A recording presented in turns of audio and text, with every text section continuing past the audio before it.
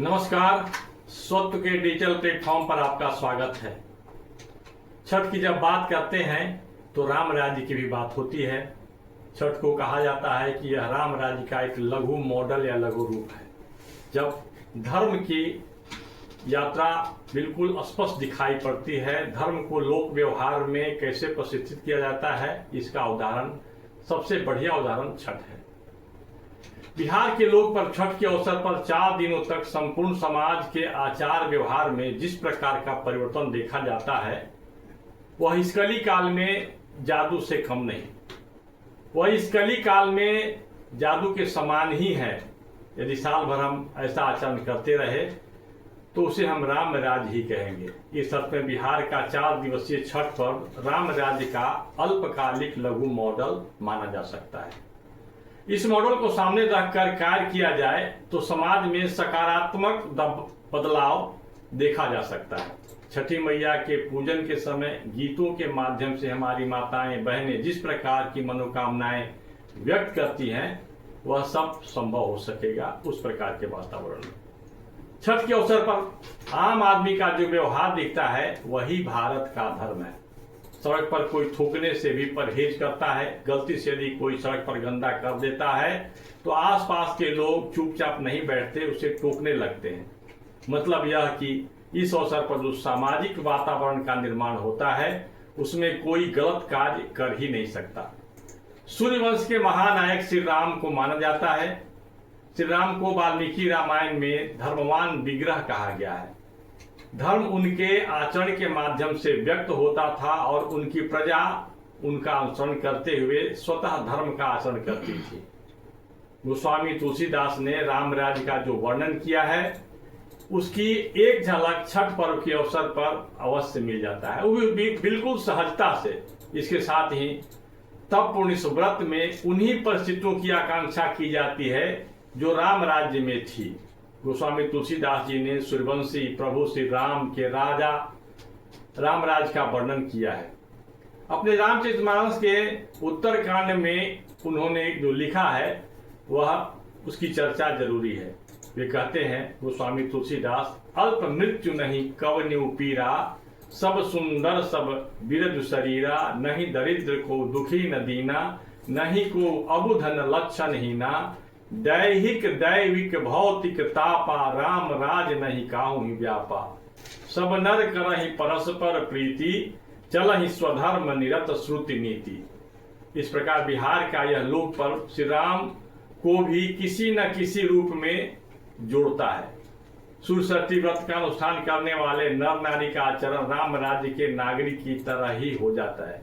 यही कारण है कि अनुष्ठान करने वाले अपने परिजनों के साथ ही सबके लिए निरोगी काया, दरिद्रता से मुक्ति के लिए धन संपदा, शांति सद्भाव की मांग, सूर्यदेव और षष्ठी माता यानी सूर्य की शक्तियों का प्रयोग करने वाली प्रकृति के छठे अंश से करते हैं। लोक पर्व छठ के प्रत्यक्ष देव सूर्य और रीत की देवी षष्ठी की आराधना पूर्ण नियम और निष्ठा से की जाती है। यहाँ नियम का अर्थ धर्म को धारण करने से है और निष्ठा का मतलब पूर्ण समर्पण से युक्त भक्ति से भी है।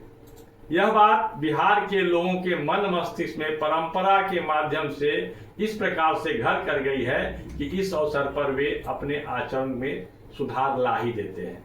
या यूं कहें कि बिहारियों के डीएनए में यह संस्कार व्याप्त हो गया है, जो बिहार के बाहर भी समाप्त नहीं हुआ। बिहारी यदि बिहार के बाहर हैं तो लोक पर्व छठ के अवसर पर उनका आचरण देखने लायक होता है। इस लोक पर्व के संबंध में मान्यता है कि अनुष्ठान में निर्धारित नियमों का पालन नहीं होने पर प्रत्यक्ष देव सूर्य और रीत की देवी षष्ठी तत्काल दंडित कर देती है।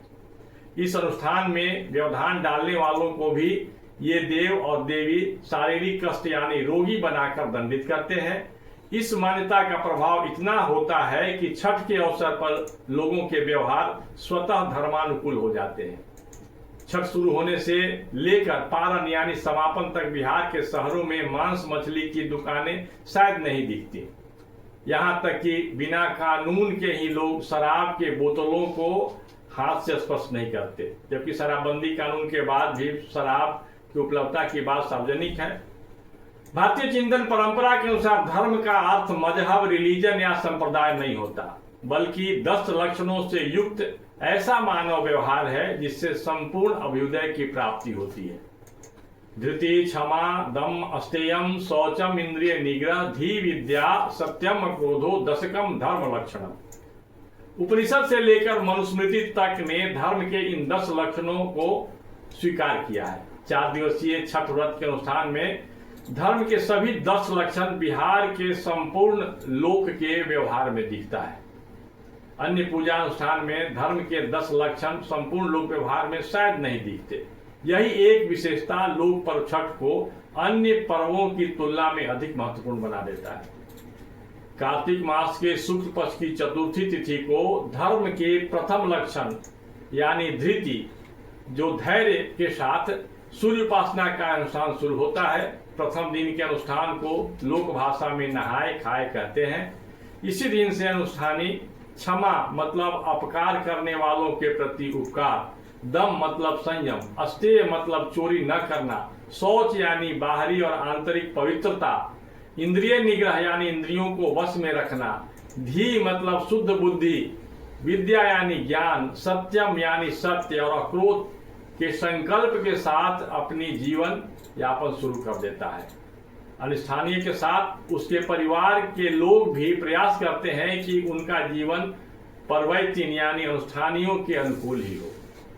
इसका परिणाम यह होता है कि छठ व्रत के अवसर पर गंदगी के लिए बदनाम गली मोहल्ले भी चमक उठते हैं। भीड़ भाड़ के बावजूद कहीं से चोरी झपटी की घटनाओं की सूचना नहीं मिलती। सभी एक दूसरे का सहयोग करते हुए भारी भीड़ में भी आगे बढ़ते जाते हैं। छठ के अवसर पर एक बार बिहार आने वाले बीबीसी की रिपोर्टर मार्टली ने लिखा था अपनी टिप्पणी में, अपने संस्मरण में, कि छठ के अवसर पर बिहारियों का जो व्यवहार दिखता है वह विश्व मानक गढ़ने लायक है। वास्तव में यह अवसर राम राज जैसा लगता है। एक विदेशी पत्रकार ने इस पर्व को इतनी सूक्ष्मता से समझा, इसके महत्व को स्वीकार करने में कोई संकोच नहीं किया। यह बड़ी बात है। इस पर्व से सभी बिहारियों की भावना जुड़ी हुई है। इस पर्व की व्यवस्था में समाज आगे आगे चलता है और सरकार पीछे पीछे चलती है। ऐसे उदाहरण किसी दूसरे अवसर पर देखने को नहीं मिलते। बिहार में रहने वाले अन्य पंथ मजहब के लोग भी इस पर्व में अपने अपने तरीके से शामिल होते हैं। मुस्लिम एवं ईसाई मतावलंबी बिहारियों में भी इसमें सक्रिय सहभागिता देखी जाती है। मत पंथ की सीमाएं टूट जाती है और मानव को मानव बनाने वाले धर्म सनातन, जिसको धर्म को सनातन भी कहा गया, सनातन धर्म भी कहा जाए, वह व्यवहार में उतरने लगता है। इस प्रकार छठ व्रत का जो महत्व है वह मानव को मानव रूप में बनाने वाला है। इस वीडियो में बस इतना ही। ओम सूर्याय नमः। छठ पर्व की हार्दिक शुभकामनाएं। नमस्कार। फिर मिलेंगे दूसरे वीडियो के साथ।